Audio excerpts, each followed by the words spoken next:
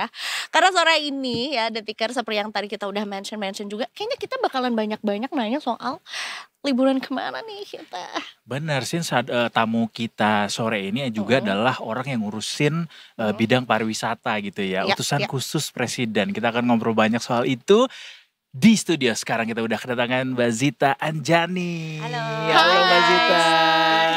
So Udah good to have pagi. you here. Terima kasih udah menerjang macet tendian sampai ke sini ya Mbak. Tapi Iya. alhamdulillah tadi lancar banget sih. Oh iya. Biasanya dari rumah aku Jakarta Timur ke sini tuh sejaman. Tadi surprisingly 20 menit. Makanya aku sampai lebih cepat. Serius? Iya. Oh mungkin belum pada keluar tuh yang pada war takjil kali ya. Gak tahu, aku juga bingung, ini kan hari Rabu ya. Iya betul. Harusnya rame kan. Iya, Daerah situ kan makanya. macet banget. Tadi 20 menit. Bener. 20 menit Lancar aja. banget. Mungkin itu karena belum Kayaknya pada keluar. memang lagi menyusun strategi. Mbak Zita punya strategi tersendiri untuk war tajil mungkin atau belum? Kalau aku Aduh, udah bukan deh. pastinya kita listing 3 hari sebelumnya dan listing, udah iya. dipesan di Gojek mulai dari jam 3 sore. Oh gitu. Oh. Mbak Zita emang apa favoritnya kalau tajil, Aku tuh berburu tajil? setiap kali Ramadan ngidamnya aneh-aneh. Kemarin pizza. Wow. Wow, emang internasional. Wah, internasional Pizza. emang ya. Terus kemarin lagi aku ngidamnya Bika Ambon. Oke. Gara-gara Ini Cimehong. Iya, ini di rumah udah nunggu. Ini Bika Ambon ya. Oh udah nunggu. Jadi oke. beda-beda tiap hari tergantung aja lagi ngeliat apa di sosmed gitu. Oh, tapi makan yang kayak, aduh kalau aku tuh orang Sunda Kalau wajib, sebenarnya. yang wajibnya. Jadi sukanya tuh yang pedes-pedes, asem-asem, Kalau dar-dar. aku Signature. makanan signaturenya wajibnya itu adalah gorengan. Wah. Terutama combro. Combro sama sambal kacang. Itu wajib banget. Wajib. Pertanyaan juga buat Mbak Zita, juga buat Detikers lainnya juga tahu gitu. Sebagai seorang yang suka gorengan, bagaimana menyeimbangkan antara suka gorengan dan juga menjaga bentuk badan dan juga fisik begitu? Kalau aku biasanya kalau lagi Ramadan gini ya, seminggu 3 kali minimal malam tuh aku tenis 2 jam. Satu kali malamnya. sesi tenis 2 jam itu bisa 600 kalori. Idih. Iya. Kalau Ya, kita di situ. masukin kalori ya justru ya. Iya. Kalau kita makan Malamnya. combronya yang 2 jam ya. Sama kalau- sahurnya jangan banyak-banyak. Jadi aku kalau buka tuh Oh, banyak, gitu. jebret gitu banyak, sahur dikit. Oh, Gitu. Oh, strateginya emang strategi gitu. dari membakar kalorinya sampai mendapatkan si jajanan-jajanannya udah di listing juga. Jadi udah gak usah war-war lagi Emang juga. beda sama kita pendekatannya, Za. Beda, kurang strategi. Ini sebenarnya juga kita ngucapin terima kasih juga sekali lagi udah mampir ke Detik Sore. Sekalian kita mungkin pengen PDKT sama role-nya Mbak Zita juga sebagai utusan khusus presiden bidang pariwisata. Karena kalau ngebayangin itu tuh kayaknya tuh dikirim sama Pak Presiden atau mungkin dikirim sama ya negara untuk menuju ke destinasi-destinasi wisata atau mungkin pertemuan penting di mana Indonesia juga jadi bagiannya. Sebenarnya boleh di-clearin lagi nggak? Sebenarnya Mbak Zita tuh tugasnya gimana? Iya, ngapain? kalau secara undang-undang dan juga di Perpres, Special Envoy itu kita utusan. Memang diutus oleh Bapak Presiden untuk menangani isu-isu atau tugas-tugas tertentu. Nah, kemarin arahannya untuk semua utusan khusus itu membuat kajian terhadap isunya masing-masing. Kalau saya di pariwisata, kalau yang lain kan ada yang ekonomi, kreatif, perbankan dan sebagainya. Jadi kita membuat paparan.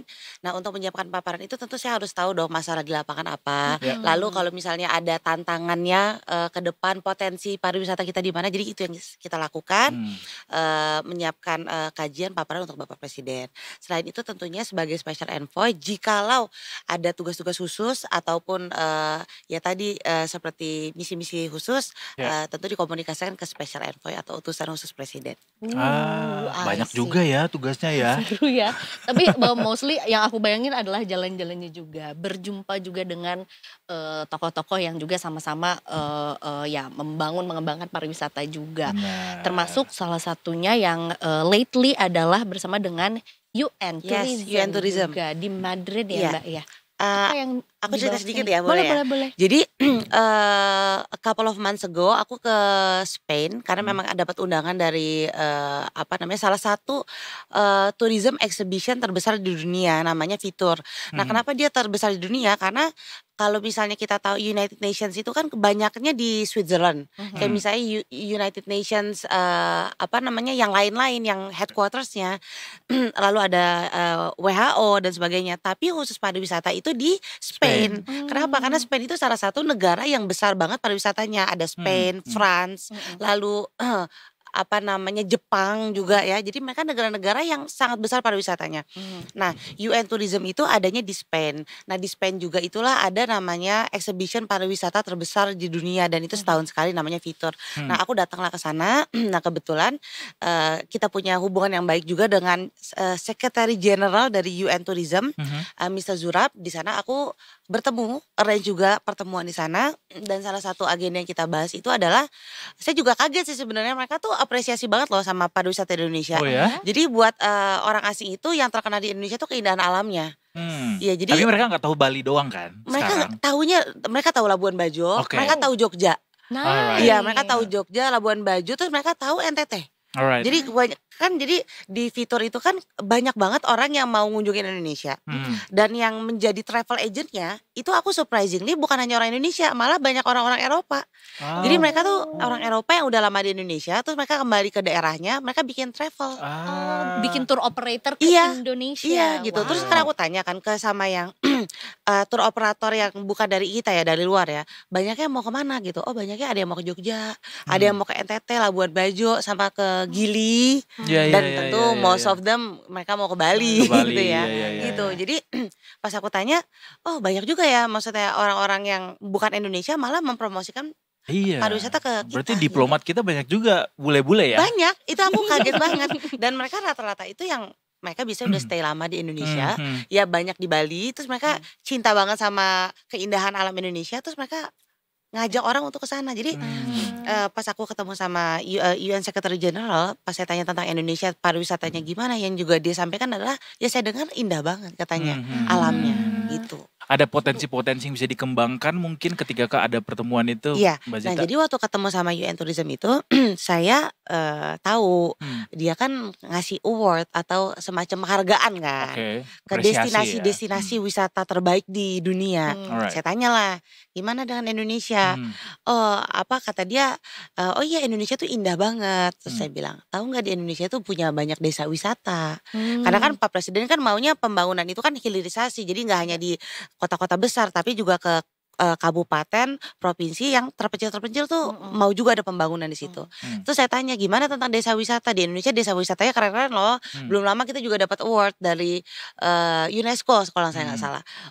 Bisa nggak? Saya bilang Indonesia langsung lobby aja kan. Bisa nggak Indonesia dapat award? Tapi jangan yang apa namanya kota-kota besarnya, tapi kita minta desa wisatanya ini masih indah banget nih. Oh iya kata dia bisa, kata dia bisa banget gitu. Kamu bikin aja. Makanya saya lagi susun bersama Ibu Menteri Pariwisata Bu Widi. Sebenarnya ini masih Ini kita dapat spill dapat nih. spill. Pokoknya nanti Indonesia bakal dapat award untuk desa wisatanya. Kita lagi susun dengan Kementerian Pariwisata dengan Bu Menpar juga. Ya mudah-mudahan lah nanti jadi kejutan dan prestasi baik untuk Indonesia. Iya. Jadi salah satu ini juga ya apa namanya cara kita untuk bisa mempromosikan desa-desa ke dunia gitu. Karena biasanya kan desa wisata biasanya mungkin cuma diketahui sama lokal doang. Nah, sekarang go Karena global. gini kalau turis asing itu ya, mereka tuh riset dulu gitu. Kayak bule-bule gitu mereka tuh riset sebelum mau ke negara. Dia lihat dulu tuh rekomendasi restorannya mana, rekomendasi pariwisatanya mana, terus udah dapat sertifikasi apa, label apa buat turis mancanegara tuh mereka sangat memperhatikan itu gitu. Jadi award terus sertifikasi itu penting loh buat kita. Gitu. Jadi lebih diakui lah ya gitu. Jadi kita ya juga udah apa ya masuk ke dalam list rekomendasinya mereka juga gitu. Termasuk juga ketika ngomongin soal pendapatan asli daerah gitu. Karena kan kalau biasanya community based tourism atau misalnya juga desa wisata itu kan dikelola sama masyarakat lokal ya Mbak ya. Nah itu juga bisa jadi pendapatan lebih juga untuk mereka kan. Sekarang kan jumlah desa kita itu almost 70,000, 70.000 desa. Sedangkan yang desa wisata itu hampir 7.000. Tapi yang banyak. Tapi yang kategorinya desa wisata udah maju ya, maju dan berkembang tuh sedikit, masih around ratusan lah, mungkin 200-an. Nah, itu yang kita sebenarnya mau boosting. Dan semakin kesini ya anak-anak Gen Z, anak-anak muda bukan hanya di Indonesia tapi di mancanegara, mereka tuh nyarinya wisatanya alam loh, kayak glamping kan naik kan. glamping. Mereka malah kalau kayak yang hotel banget, gedung. Iya, too fancy. Too fancy. Ya. Mereka atau malah bosen bingung. mungkin ya. Iya, terus mereka nyarinya tuh yang alam, bener-bener yang alam, tapi yang terjaga ya, yang resortnya juga oke gitu. Makanya glamping tuh mulai naik gitu. Nah jadi sebenarnya desa-desa wisata tuh bisa banget dikembangin gitu. Bahkan ada ya beberapa desa wisata, kalau kita ngomongin Bali mereka pariwisatanya udah lebih advance karena budayanya, SDM-nya. Bahkan di Bali tuh ada desa-desa wisata yang terpencil yang kayak bukan di Bali Selatan ya. Bali Selatan kan kita tahu isunya overtourism. Iya, Panglipuran tuh kayak yang ya, jauh-jauh happening banget tapi udah desanya tuh jauh terpencil. Tapi begitu kita masuk ke sana, dia bisa kasih tarif untuk 1 minggu stay itu sampai $1.000 loh. Oh wow. Dan bule-bule atau wisatawan asing tuh mau. Karena yang dicari tuh authenticity-nya. Iya. Padahal kalau dibilang nggak bintang 5, tapi nyaman banget. Iya. Dia nyari ambience-nya makanan aslinya, terus kayak dia belajar traditional dance. Nah, itu yang harus kita banyak jual di Indonesia. Dan kita punya banyak sekali potensi kayak gitu gitu. Tapi kalau mau dikembangkan gitu, Mbak, bottleneck-nya di mana untuk bisa ngembangin desa-desa wisata di Indonesia? Kalau bottleneck-nya apalagi ya kita kan di negara Indonesia ya, kita sedang demokrasinya lagi berkembang. Bottleneck-nya itu kalau menurut aku ya setelah aku keliling nih ya, masalahnya itu di SDM. Kalau menurut aku. Kenapa ada beberapa daerah yang pariwisatanya kayak sekarang kan almost 65-70% wisatawan asing kita datangnya ke Bali. Jadi very over concentrated di situ doang kan kita maunya merata kan. Tapi kenapa bisa di Bali? Karena mereka SDM-nya mereka bisa dual language. Mereka bisa bahasa Inggris, bahasa Indonesia. Bahkan mereka ada yang bisa bahasa India, bahasa Cina, Mandarin, bahasa Jepang tergantung. Jadi mereka sangat fluent SDM-nya. Udah gitu mereka tahu namanya hospitality. Bagaimana jadi tour guide, melayanin dan sebagainya. Jadi menurut aku SDM tuh nomor 1. Mereka harus tahu dulu daerah mereka tuh sebenarnya kaya akan pariwisata. Baru mereka bisa menjualnya, mengeksplornya. Jadi membudaya ya di masyarakatnya sendiri. Jadi tahu bahwa wah gue nih sebenarnya adalah bagian dari agen pariwisata gitu. Sehingga harus bisa juga ikut. Ada rasa kepemilikan sih. Gitu. Kayak misalnya ya, mau daerahnya kita support segimanapun, misalnya bikin festival internasional tapi tidak ada rasa kepemilikan, ya udah nanti abis itu nyampah lagi. Kalau ada museumnya nggak dirawat, kotor lagi. Ya gitu sih. Jadi harus ada kesadaran dari masyarakatnya sendiri, tapi tentu dari pemerintahnya ya masalahnya masih ada kayak infrastruktur udah pasti infrastruktur gitu. Itu secara paralel juga dibangun, tapi juga masyarakatnya harusnya ikut ya. Because it takes two to tango ya, Mbak Zita ya. Dan juga kan pariwisata itu juga jadi salah satu harapan besar dari pemerintah, dari Presiden Prabowo juga untuk bisa mendukung menggenjot ekonomi kita sampai 8% sesuai dengan target pemerintah. Dari hasil jalan-jalan sejauh ini, dari hasil riset bertemu dengan banyak orang dari Oktober sampai hari ini, Mbak Zita, gimana kira-kira peta jalannya atau apa saja yang bisa kita dukung supaya bisa ikut membantu pariwisata buat bisa genjot ekonomi Indonesia? Yang pertama, di Indonesia aja atau Wonderful Indonesia apapun hashtagnya, yuk jalan-jalan. Pokoknya jalan-jalannya di dalam negeri ya? Iya, di dalam negeri aja gitu. Ini kan momen lebaran. Sekarang tuh target kita kan untuk PDB itu kan naik di 8%. Bahkan sebenarnya optimisnya di 10%. Nah, dari pariwisata tahun ini tahun 2023 dan 2024 kita tuh sebenarnya udah di angka around 4.1 to 4.4 kalau nggak salah. 4,1 sampai 4,4% menyumbangkan ke PDB. Ini kontribusi pariwisata ke PDB. Nah, untuk Pak Presiden menargetkan di periode sekarang ini 2025 sampai 2025 sampai 2930 ya, itu di 5%. Jadi sebenarnya naiknya kan nggak banyak gitu. Nah, saya sih optimis bisa pariwisata tuh bisa di angka 5% sesuai target dari Bapak Presiden. Salah satu caranya wisatawan lokal kita sih. Kita jangan underestimate wisatawan lokal kita loh. Ketika pandemi datang, siapa yang menyelamatkan pariwisata Indonesia? Wisatawan lokal kita. Jadi satu, ini mau lebaran. Udah di Indonesia aja. Banyak banget destinasi-destinasi kita tuh sekarang yang keren-keren. Sumpah banyak banget. Coba aja nonton ini di TikTok. Kemanapun itu banyak glamping-glamping yang menurut aku sih gila sih. Tempat-tempat yang orang tuh saking dia cintanya sama pariwisata atau dia punya seni. Indonesia kan seninya tinggi ya. Dibikin tuh tempat-tempat pariwisata yang luar biasa sih. Kayak di Lombok gitu. Ada yang kayak gris-gris. Aku suka lihat tuh ya. Yang kayak gris putih-putih semua gitu.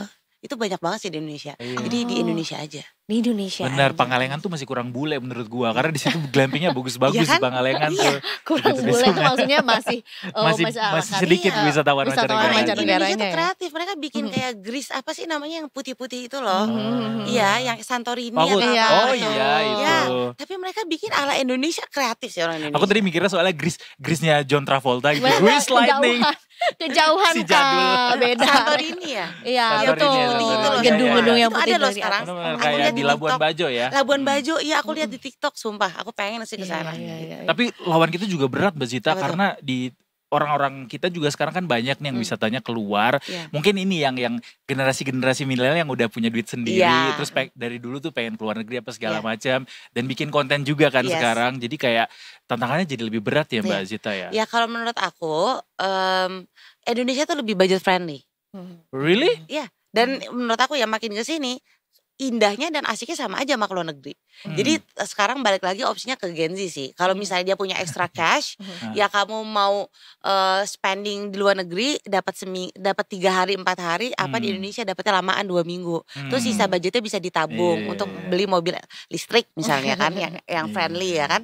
Jadi ya lebih ke kalkulasi budget wise aja sih. Bener, Karena bener, ke Indonesia spending money, misalnya kita rata-rata turis asing ya, rata-rata turis asing spending money di Indonesia tuh $1.000. Oke. Jadi misalnya That's kita quite a punya $1.000, kita mungkin di luar negeri kita cuma dapat 3-4 hari. Udah sama tiket Iya. pesawat udah kayak mungkin 2 hari lah. Bener, Tapi di bener. Indonesia kamu $1.000, oh you can have Bener. 1 Bisa bulan. nginep di hotel bintang 5 Iya. sekalian. Tuh, berhari-hari. apalagi kalau nginepnya di hostel. Wah, Iya. udah 2 bulan tuh. Beli hostelnya kayaknya ya. Iya. Enggak dong Kak. Tapi ini kita ngomongin soal bulan Ramadan, habis gitu akan ada Lebaran juga.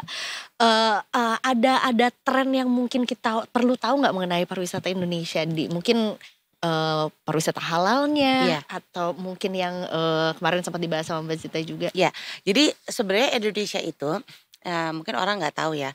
Kita pariwisata itu kalau di bulan Ramadan dan juga Idul Fitri itu selalu naik.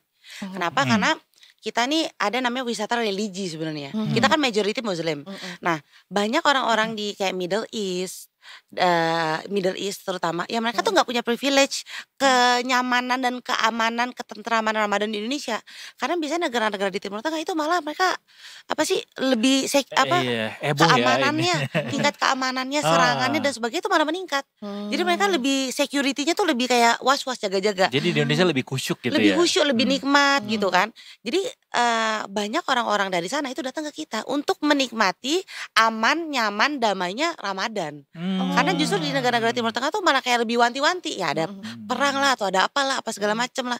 Jadi mereka tuh banyak Indonesia untuk sekedar menikmati ibadah di Masjid Istiqlal misalnya. Iya. Wah iya sih. Iya. Aku pernah ke Masjid Istiqlal walaupun aku non muslim gitu ya, Tapi tapi pakai itu ya, pakai lorong oh ini terowongan itu. terowongan Iya, kan sekarang aneh ya. Enggak, tapi kesana tuh kayak wah, bangga gitu punya Indonesia punya masjid terbesar di Semegah Asia itu. Tenggara, Betul. dan datang ke sana tuh kerasa bahwa suasana kalem dan Iya, juga iya. teduhnya tuh berasa banget. Ya jadi orang tuh banyak ke Indonesia hanya untuk misalnya di Istiqlal. Iya, Karena iya. kayak misalnya kalau kita ke Makkah, Madinah kan juga orang kan di masjid kan sebenarnya cuma itikaf aja kan, itikaf doa. Nah mereka menemukan itu sebenarnya di Istiqlal. Jadi itu kalau kita explore lagi itu bisa jadi destinasi masjid favoritnya di Southeast Asia Iya, sih. iya, iya. Karena orang harus- Ramadan tuh mau itikaf loh. orang harusnya tahu lebih banyak soal Istiqlal ya. Iya. Jadi kayak kalau ditambah mungkin ada pusat kulinernya di sebelah mana. Terus yang penting orang jangan nyampah gitu, orang kitanya ya. Jangan nyampah, bersih, aman, nyaman, Benar. dingin. Itu pasti orang tambah lagi pengen ke sana. Jadi sebenarnya bulan Ramadan tuh wisata religi, kuliner. Orang Indonesia tuh bela-belain loh, kita yang wisatawan lokal nih ya, bela-belain kemana-mana untuk ngejar kuliner. Benar. Gitu. Ya kan sampai ngantri-ngantri tuh war takjil gitu kan. Benar. Udah sampai Benar. segitunya gitu. Karena saya pun bagian dari itu Bagian gitu ya. dari Bagian warga dari ya. yang war ya. Karena aku tipenya kalau sama kuliner tuh nggak yang rela ngantri. Tapi di bulan Ramadan demi takjil, Wow, ambis tiba-tiba ambis ya kalau Bener. Ramadan ya. iya, pokoknya Ambis, ngantri-ngantri deh gitu. Iya. Terus apa staycation sih? Aha. Staycation after Idul Fitri itu orang kan kita apalagi pemerintah udah netapin libur ya. 26 sampai 7 kalau nggak salah. Cuti Dan bersama ya. 7 itu Jumat. Jadi panjang tuh sampai tanggal 10 baru iya. masuk. Itu pasti orang staycation. Jadi habiskan uangmu guys selama THR-mu ya lebih tepatnya ya. Karena kan THR tuh emang hukumnya adalah dihabiskan untuk Hari hari raya. raya. Jadi Dan pasti habis juga maksimalkan biasanya gitu sih. ya. Pasti habis juga Hashtagnya biasanya. Ramadan di Indonesia aja gitu. Iya, ya. itu keren sih. Ramadan di Indonesia aja. Ramadan di Indonesia aja. Ini masih jadi destinasi juga nggak nih orang Malaysia, orang mana gitu untuk beli baju lebarannya di Tanah Abang? Masih pasti. Harusnya one stop shop jadinya, kan ada Masjid Istiqlal, Iya. ada pusat kuliner Yes. di mana gitu Ada ya. kota tua. Ada kota tua, ada belanja baju lebaran. Harusnya Iya. one stop shop di bulan Batik Ramadan. Black Panther. Iya, Coy. bayangin deh kayak misalnya Istiqlal, terus kota tua, terus apa namanya, ada nasi goreng, kebun sirih, ya kan itu udah lama banget kan. Terus Bener. kayak daerah-daerah situ tuh Jakarta Utara, Jakarta Pusat itu ditata rapi, non macet, ada sidewalknya cakep, itu pasti jadi destinasi favorit Oh banget. iya sih, Bener. nggak kalah lah sama Madrid ya. Enggak. Kan Madrid juga banyak copetnya soalnya. iya banget. Kan di Madrid itu ada kayak kota tua sebenarnya, Iya. kayak lapangan kosong gitu. Alun-alun ya. Ya alun-alun, terus ada gedung-gedung tua. Terus aku kesana kayak, ini apa bedanya sama kota tua? Iya. Ini gitu. mah Semarang, kota Iya, Simpang 5 ini Semarang, mah. bener. Kayak Semarang-Semarang gitu. Jadi sebenarnya kota tua tuh bisa banget di Iya, nggak ada lumpia lagi kalau di sana kan. Iya. ada Lumpia cendol-cendolan. sehat. Ada cendol-cendolan juga. Jadi lapar. Tapi when it comes to food Indonesia juara sih. juara, Gitu. juara banget. Sampai diklaim-klaim sama negara asing. Itu dia. Ya kan cendol dan pertemanannya ketan hitam. Aduh, Aduh, ini Jadi agaknya lapar deh. makro deh.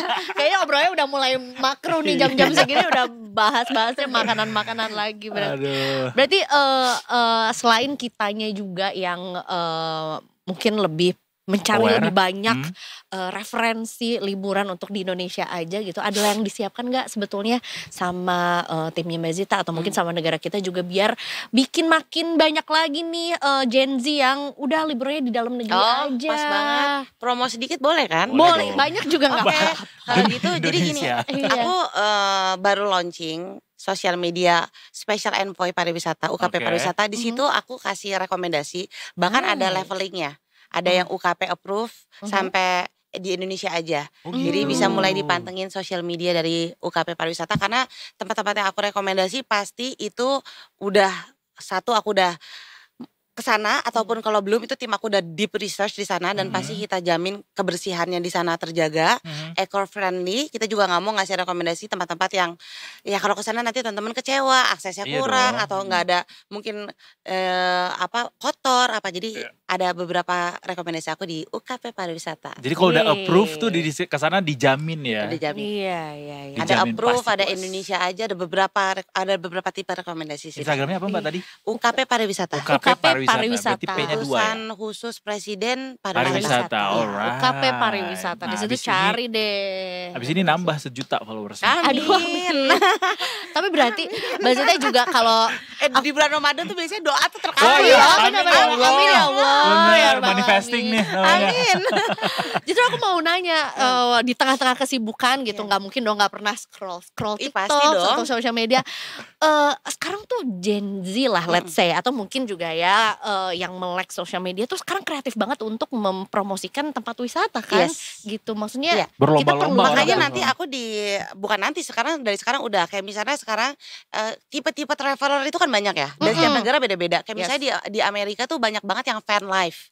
Jadi dia tinggalnya di van life gitu. Oke, Ih, aku pengen oke. banget lagi. Iya, iya. Nomaden ya. Iya, nomaden. Jadi van-nya dari mulai yang kecil sampai yang Iya. gede banget. Iya, Ada juga yang backpackers. Nah, di Indonesia itu juga ada tipe-tipe traveler loh. Contohnya misalnya kayak motorbike. Jadi orang yang Oh, tinggalnya iya. di motorbike. Mereka keliling Indonesia pakai motorbike. Wow. Nah, aku akan ada edisi jelajah bareng. Keren. Iya, jadi sama travel-travel tergantung segmennya. Jadi aku lagi mencari ternyata di Indonesia tuh ada beberapa segmen travel loh Iya, gitu. Jadi gandeng Iya, iya, komunitas iya. gitu ya. Ya, Betul. dan kita juga open untuk collab dengan, pokoknya aku pengen jadiin platform UKP Pariwisata ini jadi tempatnya netizen untuk bisa sharing sih. Iya, Dan iya, untuk iya, lebih iya. bisa mencintai pariwisata Indonesia. Ih, That's all setuju what we banget. need. Bener. Betul. Jadi kayak nggak kemana-mana nyarinya bisa fokus gitu di Iya, satu itu ya. dan sekarang aku juga berharap karena Gen Z dan populasi anak muda kita banyak, itu mereka bisa entrepreneurship di bidang pariwisata sih. Kayak misalnya sekarang kan ada restoran-restoran yang pengunjungnya rame banget, makanannya biasa, cuman dia tawarin ada wisatanya, ada apanya. Nah itu tuh bisa dimulai dari anak-anak muda sih sebenarnya. Mbak Zita mungkin ini mau di keep sama Mbak Zita, tapi kayaknya enggak deh harusnya ya. Enggak Kita dong. pengen tahu hidden gem pariwisata versinya Mbak Zita. Hidden gem Kasih tahu ya. kita dong. Aku mau sebenarnya udah ada di sosmed aku nggak apa-apa tapi. Boleh, Jadi boleh. nggak Tapi pasti. karena Dan ini lagi. tuh sepanjang umur aku yang sekarang ya, aku benar-benar amazing banget ke sana. Really? Oke. What's Tapi it?